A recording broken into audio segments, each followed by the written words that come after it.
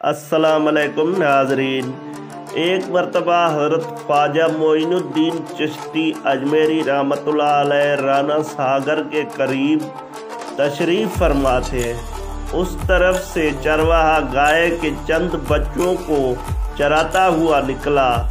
आप रहमतुल्लाह अलैह ने फरमाया, बेटा मुझे थोड़ा दूध पिला दे।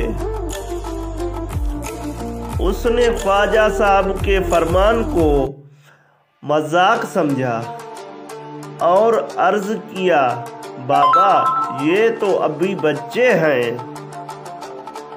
उनमें दूध कहाँ से आ सकता है। आप रहमतुल्लाह अलैह ने मुस्कुराकर एक बच्चिया की तरफ इशारा किया और फरमाया, भाई इसका दूध पीऊंगा।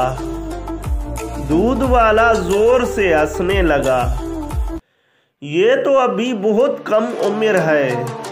आप रहमतुल्लाह अलैह ने दोबारा इरशाद फरमाया, बर्तन लेकर इसके पास जा तो सही।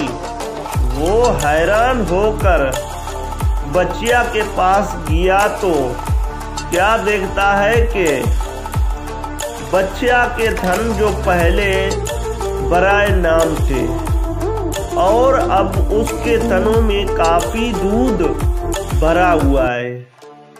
चुनाचे उसने बर्तन भरकर दूध निकाला, जिससे 40 आदमी सैराब हो गए।